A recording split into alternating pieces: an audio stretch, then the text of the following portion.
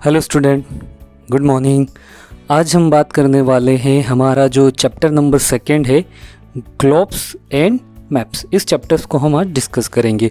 तो सबसे पहले हम समझ लेते हैं कि ग्लोब्स और मैप्स होते क्या हैं। आप लोगों ने अपने स्कूल में स्पेशली देखा होगा ना, एक बॉल जैसा एक बिल्कुल ब्लू कलर के शेप में होता है, हाँ, जिसके ऊपर बहुत सारी कंट्रीज़, कॉन्टिनेंट्स, ओशियंस, इन सभी के नाम लिखे होते हैं ना। इसी को हम क्या बोलते हैं? इसी को हम बोलते हैं ग्लोब्स। और मैप्स क्या होते हैं? मैप्स एक फ्लैट सरफेस, अगर आप डायग्राम में देखोगे तो आपको यहाँ पे ग्लोब भी दिख रहा है और यहाँ पे आपको मैप भी दिख रहा है, तो दोनों में आपको डिफरेंस भी समझ में आ गया होगा। तो इनके बारे में हम आज डिस्कस करेंगे। तो सबसे पहली चीज़ तो ये हो गई कि इनकी रिक्वायरमेंट हमें क्यों पड़ी, तो हम वो देख लेते हैं। देखो जरा, since ancient times people have been using different way and methods to determine the location of a place on the earth surface. आप लोगों ने अगर देखा होगा, पहले एशियन टाइम में, पुराने ज़माने में क्या होता था, लोग एक जगह से दूसरी जगह जाने के लिए स्पेशली स्टार्स, जो तारे होते हैं ना, उन तारों पे निर्भर रहते थे। हम लोगों ने देखा था, हमारा जो चैप्टर नंबर 1 का जो एक टॉपिक था, जहाँ पे हम लोगों ने शेप्स, डिफरेंट टाइप्स के शेप्स से वो देखा था, अगर आपको याद होगा। हाँ, उसको हम क्या बोलते थे? जो 88 टाइप्स के शेप थे, बराबर, कॉन्स्टेलेशंस। उन्हीं कॉन्स्टेलेशंस, उन्हीं पैटर्न के बेसिस पे लोग क्या करते थे, एक जगह से दूसरी जगह ट्रेवल करते थे, और उसी चीज़ को हम लोग यहाँ पे अब मैप्स के थ्रू देख रहे हैं। तो ये क्या होता है? Scientifically investigations have clearly shown how various reference points and imaginary lines on earth surface can be useful for this purpose. जैसे पहले लोग तारों पे निर्भर रहते थे, तो तारे भी तो इमेजनरी थे। एज इट इज़ यहाँ पे क्या करते हैं, तारों से उन्होंने क्या करा था, इमेजनरी लाइंस बनाई थी। तो एज इट इज़ यहाँ भी हम लोग क्या करते हैं, एज इट इज़ यहाँ भी हम लोग अर्थ पे जो सरफेस है उसको बहुत सारे इमेजनरी पॉइंट्स के बेसिस पे ड्रॉ करते हैं, और उसी को हम बोल सकते हैं मैप भी और ग्लोब भी। ठीक है, तो सबसे पहले हम बात कर लेते हैं ग्लोब। ग्लोब क्या है? ग्लोब एक मैनमेड, हाँ, मैनमेड अर्थ का मॉडल है, जो अर्थ के ही लुक में, अर्थ के ही साइज में और एग्जैक्टली अर्थ जैसा ही दिखता है। इस पे हम बहुत सारी चीज़ें हम इस पर ड्रॉ कर सकते हैं। इसमें हम डायरेक्शन हो गया, इसमें हम relative size, shape, oceans, continents, इन सारी चीज़ों को हम क्या करते हैं, ग्लोब पे ड्रॉ करते हैं। So globes are useful.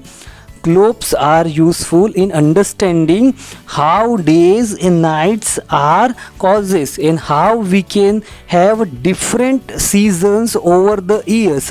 So we can stimulate the effects of rotation and revolutions with the help of a globe.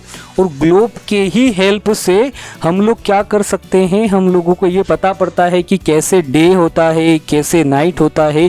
तो ये सब भी हमें ग्लोब की हेल्प से पता पड़ जाता है। ठीक है, आगे हम बात करते हैं अब। सो अभी हम लोगों ने देखा कि ग्लोब्स क्या होते हैं। देखो, ग्लोब्स वापस से मैं एक बार रिपीट कर देता हूँ। ग्लोब जो है, एक तो स्फेयर शेप में हो सकते हैं, गोल, बेसिकली उसको राउंड शेप में होते हैं, और इसका पर्पस ये होता है कि इस पे जो एग्जैक्टली जैसे हमारी अर्थ है ना, सेम हमारी अर्थ को इस पे हम क्या करते हैं, ड्रॉ करने की, रिप्रेजेंट करने की कोशिश पूरी तरीके से हम लोग करते हैं। अब ग्लोब्स के बाद हम आगे जाते हैं। अगर हम ग्लोब्स की एक लिमिटेशंस की बात करें कि ग्लोब्स की लिमिटेशंस क्या है, तो ग्लोब्स की जो सबसे बड़ी लिमिटेशंस का मतलब क्या होता है कि ग्लोब्स के डिसएडवांटेज क्या है। और डिसएडवांटेज का मतलब हो जाता है, जैसे सोचो जरा, ग्लोब है, अब ये गोल शेप के अंदर है, इतना बड़ा है, इसे हम लोग हर जगह तो कैरी कर नहीं सकते। सोचो जरा, आपको यहाँ से रतलाम की डिस्टेंस, या फिर आपको लोगों को यहाँ से फॉर एग्जांपल यूरोप जाना है, और यूरोप में किसी प्लेस का नाम मैं बात कर लेता हूँ, फ्रांस में जाना है या जर्मनी में जाना है, तो उनकी लोकेशन अगर आपको देखना है तो आप ग्लोब से तो देख सकते हो, लेकिन इसे हर जगह आप कैरी करके नहीं ले जा सकते। आप सोचो जरा, इतने बड़ी बॉल शेप को आप कैसे कैरी करोगे? तो सबसे बड़ी लिमिटेशन क्या हो जाती है ग्लोब की, कि globes have some limitation, it is expensive, bulky and difficult to carry, है ना, बहुत डिफ़िकल्ट होता है इसको कैरी करना। एक और अगर हम इसकी डिसएडवांटेज की बात करें या लिमिटेशंस की बात करें तो ये एक्सपेंसिव होता है, बहुत सस्ता या कम रेट का नहीं होता है, बहुत महंगा होता है, जिसके कारण हर कोई इसे इजीली अफोर्ड नहीं कर सकता है। तो ये इस तरीके से इसकी अच्छा, इसके अलावा एक और चीज़ मैं बात करूँ तो ग्लोब्स को हम फोल्ड भी नहीं कर सकते। ऐसा नहीं कि इसे हम लोग फोल्ड करके पॉकेट में या जेब में रख ले, इस तरीके से भी पॉसिबल नहीं है।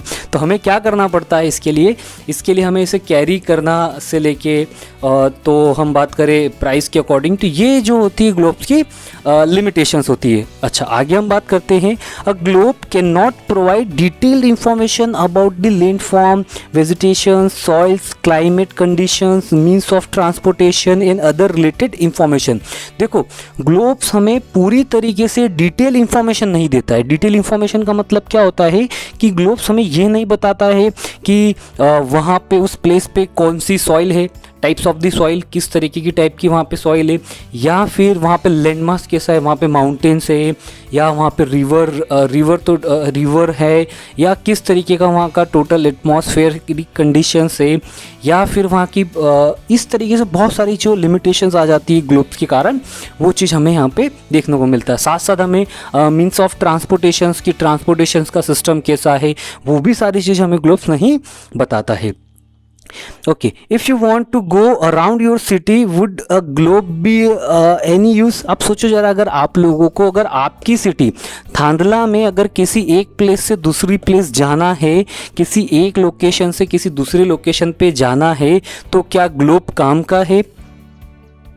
आप लोगों को क्या लगता है? इसका आंसर आप लोगों को मुझे कमेंट बॉक्स में बताना है, ठीक है। चलो, अब अगला हमारा जो टॉपिक्स आ जाता है वो आ जाता है मैप्स। देखो, अभी हम लोगों ने ग्लोब के बारे में डिस्कस करा, अब हम लोग डिस्कस करते हैं मैप के बारे में। सो मैप्स होते क्या है? मैप्स क्या है? Basically a map is a representations of earth surface or a part of it drawn on a flat surface according to scale। देखो, जितने भी मैप होते हैं ना, वो अर्थ के सरफेस को एक फ्लैट सरफेस पे ड्रॉ किया जाता है, और स्केल जो होता है इसका एग्जैक्टली जो स्केल होता है हमारे अर्थ का, उसी के बेसिस पे बनाया जाता है। जैसे फॉर एग्जांपल, इसके लिए वो क्या करते हैं, आप बोलोगे सर एक छोटे से पेपर पे कैसे हम इस पूरे सरफेस को हम बना सकते हैं? इसको रिप्रेजेंट करने का क्या रीज़न होता है, क्या तरीका होता है? इसके लिए वो क्या करते हैं, स्केलिंग टेक्निक यूज़ करते हैं, जिसमें वो रेशो को यूज़ करते हैं। जैसे फॉर एग्जांपल हमारे यहाँ से अगर मैं एक एग्जांपल के लिए तौर पे मानता हूँ, इंडिया पे एक प्लेस से बी पॉइंट तक की डिस्टेंस हो जाती है मान लो 5000 किलोमीटर। उस 5000 के एरिया को वो कितने ड्रॉ करेंगे? वो 1 सेंटीमीटर में ड्रॉ करेंगे। तो इस तरीके से जो रिप्रेजेंटेशन किया जा सकता है, उस तरीके से ये पूरी अर्थ के सरफेस को, फ्लैट सरफेस को यहाँ पे ड्रॉ कर सकते हैं। आगे बात करते हैं, हमारे पास क्या देखा है?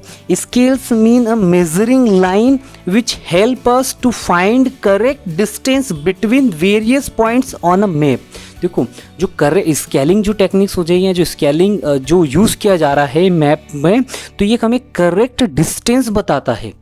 करेक्ट डिस्टेंस का मतलब क्या है कि हम उसको अगर कन्वर्ट कर सकते हैं उस रेशो को, जो एक्चुअल डिस्टेंस, जो एक्चुअल मेजरमेंट है या जो एक्चुअल किलोमीटर में जो लेंथ दे रखी है, उससे कन्वर्ट करने के कारण हम लोग एक्चुअल जो डिस्टेंस है वो हम इसमें आइडेंटिफाई कर सकते हैं। स्केल इज द रेशो, देखो मैंने आपको पहले ही बताया था, स्केल क्या है? Scale is the ratio of distance between two places on the map to actual distance between the two places of the earth।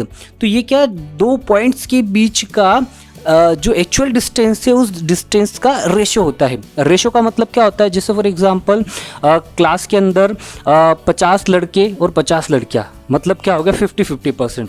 इसको अगर मैं रेशो वाइज करना चाहूँ तो मैं ये कर सकता हूँ कि क्लास के अंदर एक लड़का और एक लड़की है, दैट मीन्स ये हुआ कि ये 50-50% का रेशो दिया जा रहा है। या इसको मैं चॉकलेट डिस्ट्रीब्यूशन के थ्रू बताऊँ, फॉर एग्जाम्पल मान लो मुझे कभी किसी बच्चों को क्लास के अंदर मुझे चॉकलेट देना है। अब चॉकलेट देना है तो मैंने क्या करा कि जिस रेशो के बेसिस पे भी मैं चॉकलेट डिस्ट्रीब्यूट कर सकता हूँ। जैसे फॉर एग्जांपल जो जितना अच्छा पढ़ेगा उसको मैंने क्या बोला था, उसको मैं कितनी चॉकलेट दूंगा। मान लो मेरे पास फॉर एग्जांपल अभी 10 चॉकलेट्स हैं, आई हैव 10 चॉकलेट्स, मेरे पास अभी 10 चॉकलेट्स है। अब इस 10 चॉकलेट्स को मुझे क्या करना है, क्लास में बच्चों को देना था। तो मैंने क्या करा कि मैंने कहा एक टेस्ट लूँगा, उस टेस्ट में जिसके जितने ज़्यादा नंबर आएंगे या उस टेस्ट में जो सबसे अच्छा परफॉर्म करेगा उसको मैं दूंगा कितनी चॉकलेट, उसको मैं दूंगा 5 चॉकलेट, ठीक है। और जो सेकंड नंबर पे आएगा उसको मैं कितनी चॉकलेट दूंगा, 3 चॉकलेट। और जो थर्ड नंबर पे आएगा उसे मैं कितनी चॉकलेट दूंगा, 2 चॉकलेट्स, ठीक है। तो मैंने क्या करा, मैंने एक रेशो सेट कर दिया कि फर्स्ट वाले को 5 देना है, सेकंड वाले को 3 देना है और थर्ड वाले को मुझे कितना देना है, 2 चॉकलेट देना है। अब सोचो जरा, इसी बीच मुझे पता चला कि क्लास में मेरे पास कुछ और चॉकलेट्स आ जाती है। मैंने बैग में चेक करा तो मुझे कुछ और चॉकलेट्स मिल जाती है। अब मेरे पास चॉकलेट कितनी हो गई, पहले 10 थी, अब मेरे पास हो गई 20। अब 20 होने के कारण मैं कितना दूंगा, तो मैंने जो डिसाइड कर रखा था, जो फर्स्ट वाले को पहले मैं 5 दे रहा था, अब मैं कितना दे सकता हूँ, अब मैं 10 दूंगा। जिसको मैंने सेकंड वाले को 3 दिया था, अब उसे मैं कितनी दे सकता हूँ, 6 दे दूंगा। जिसको थर्ड पोजीशन आएगी उसे मैं पहले 2 चॉकलेट्स दे रहा था, अब उसे किसी दे सकता हूँ, 4 दे सकता हूँ। तो मैंने यहाँ पे क्या करा, जस्ट डबल कर दिया, डबल करा, 5 का 10 कर दिया, 3 का 6 कर दिया और 2 का 4 कर दिया। तो ये इस तरीके से जो टेक्निक्स होती है जिसको यूज़ किया जा सकता है उसको हम रेशो टेक्निक्स भी बोल सकते हैं। इसको और हम डिटेल में समझेंगे अब बाद में। अब आगे हम बात करते हैं, the world map is derive from a Latin words mapa meaning cloths as many of earliest maps were drawn on skins, cloths and parchment। देखो जो मैप्स होते हैं ना, ये एक्चुअली लैटिन वर्ड, ये कहाँ से आया, एक लैटिन वर्ड है जिसका मीनिंग होता है मैपा, और इसका मतलब ये होता है बेसिकली, इसको जो है इसका वैसे मीनिंग बेसिकली क्लॉथ्स होता है। सच एस कैसे क्लॉथ, जैसे फॉर एग्जांपल जो हमारा नॉर्मल क्लॉथ्स हो गया, या फिर अगर हम बात करें एनिमल्स स्किन्स हो गई या पर्चेंट्स हो गए, इस तरीके से यूज़ किया जाता था। देखो पहले क्या होता था, पहले ना तो कोई प्लास्टिक्स अवेलेबल थे और ना ही कोई इस तरीके से थिंग्स थी जिस पे वो ड्रॉ कर सकें। पेपर भी बहुत लिमिटेड प्रोड्यूस होते थे। तो उस समय लोग पहले क्या करते थे, क्लॉथ्स के ऊपर मैप बनाते थे। अगर आप कोई पुराना सीरियल या पुराना नाटक देखोगे तो आपको वो चीज़ देखने को मिलेगी कि किस तरीके से उन लोगों ने क्या कर रखा है, स्पेशली क्लॉथ, एक कपड़े के ऊपर उन लोगों ने मैप बनाया है। तो ये जो पहले उस समय लोग उस पर मैप बनाते थे। आगे हम बात करते हैं, maps can show great details of landforms, roads, railways, towns and village. देखो मैंने पहले बताया था ग्लोब में, ग्लोब क्या था, ग्लोब हमें पूरी डिटेल नहीं बता रहा था, किस तरीके की डिटेल, लैंडफॉर्म कैसा है, या फिर विलेज, या फिर वहाँ पे एक्चुअली क्लाइमेटिकल कंडीशंस नहीं बता रहा है, पॉलिटिकल अगर हम बात करें सिचुएशन नहीं बता रहा है, वेदर नहीं बता रहा है। ये जितने भी जो उसकी लिमिटेशंस थी वो मैप फुलफिल कर देता है। मैप हमें सारी चीज़ें बताता है कि रोड कहाँ कहाँ से हैं, रेलवे किस तरफ से जा रहे हैं, फिर अगर हम बात करें आगे तो टाउन्स कहाँ पे है, विलेज कहाँ पे, ये सारी चीज़ें हमें यहाँ पे मिलेगी। अगर आप देखना, आपके पास अगर कोई मैप ग्लोब हो, उस ग्लोब में आपको रोड, स्पेशली रेलवेज लाइंस, और हम बात करें ये पूरी डिटेल हमें नहीं मिलती है, बट ये सारी चीज़ें हमें कहाँ पे, मैप पे मिल जाती है। We can draw a map of a world as a whole or show more details on a small paper. देखो हम क्या कर सकते हैं, पूरे वर्ल्ड का मैप एक स्मॉल पेपर पे बना सकते हैं और उस पर बहुत सारी डिटेल्स को भी हम मेंशन कर सकते हैं। It is easy to handle map because they can be rolled और फोल्डेड। देखो मैप को यूज़ करना इजी हो गया। अगर मैं कंपैरिजन की बात करूं ग्लोब और मैप में, तो ग्लोब को कैरी करना डिफ़िकल्ट था, मैप को कैरी करना इजी है। ग्लोब को हम फोल्ड नहीं कर सकते थे, मैप को हम फोल्ड कर सकते हैं। ग्लोब जो था एक राउंड शेप, जिसको हम बोल सकते हैं बॉल या स्फेरिकल शेप के अंदर था। अब मैप एक फ्लैट सरफेस होता है, जिसको फोल्ड करना इजी इम्पॉसिबल है। वहीं अगर मैं ग्लोब की और लिमिटेशंस की बात करूँ तो ग्लोब जो था एक्सपेंसिव होता है, बहुत महंगा होता है। क्यों? क्योंकि ये बॉल शेप में है, उस पर पूरी तरीके से ड्रॉ करना, रिप्रेजेंट करना बहुत डिफिकल्ट हो सकता है। वहीं अगर हम मैप्स की बात करें तो मैप बहुत चीप रेट के सस्ते भी होते हैं। ठीक है, आगे हम बात करते हैं। हाँ, it is easy to handle map because they can be rolled it or folded or sorted or carried around easily. However, a map is not accurate as a globe. Every map has some distortions because the curved surface of earth and cannot be shown on a flat surface without distortions. देखो अब इसमें कुछ जगह कहीं कहीं map में specially problem आती है। अगर आप देखोगे हमारी अर्थ जो है ना वो एक स्फेरिकल शेप के अंदर है, एक वो गोल शेप के अंदर है, और उसको फ्लैट सरफेस पे प्रेजेंट करना बहुत डिफिकल्ट है। आप सोचो जरा, आपके पास अगर कोई बॉल हो, एक प्रैक्टिकल ट्राई करके देखना, अगर आपके पास घर पे कोई बॉल अवेलेबल है, उस बॉल को अगर आप बीच में से कट कर दोगे तो बीच में से कट करने के बाद आप फिर भी उसे फ्लैट मतलब एकदम समतल, एकदम प्लेन नहीं रख सकते। आप कितनी भी कोशिश करोगे उस बॉल को कट करने के बाद भी, बट उसके जो कॉर्नर्स हो गए, स्पेशली जो कर्व सरफेस हो गई है, उसको फ्लैट सरफेस पर रिप्रेजेंट करने में बहुत आपको प्रॉब्लम आ सकती है। इसीलिए जो मैप्स होते हैं एकदम मैं नहीं बोल सकता कि एक्यूरेट है, बट बहुत हद तक एक्यूरेट है। क्यों? क्योंकि अर्थ का सरफेस एक गोल सरफेस है, और उस गोल सरफेस को इस पर रिप्रेजेंट करना बहुत प्रॉब्लम हो सकता है यहाँ पे। ठीक है, आगे हम बात करते हैं।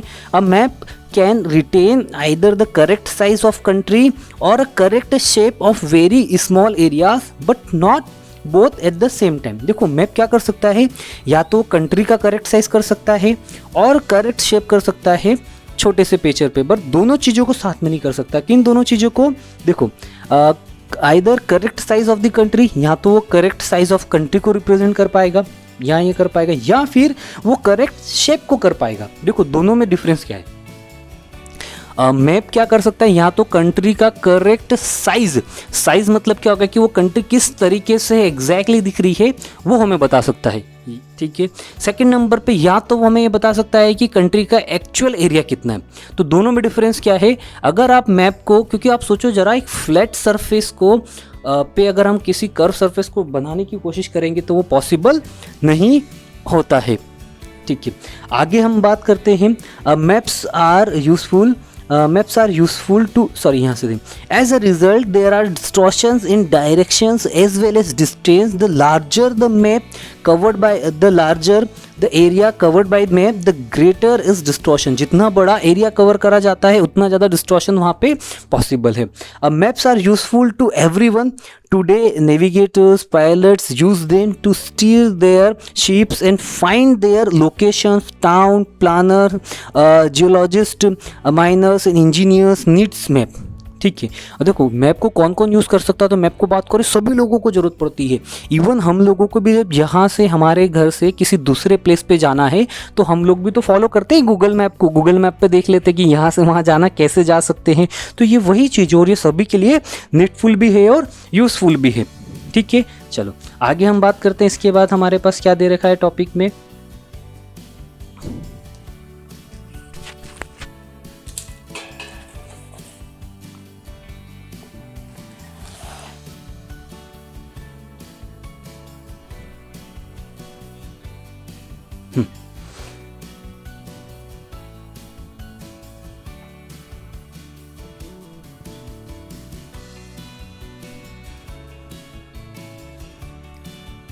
आगे अगर हम देखें तो हमारे पास लिखा हुआ है, maps are thus a very important parts of our life. Today we use advance technology to map each and every part of earth on a land, underwater and even the rocks underground.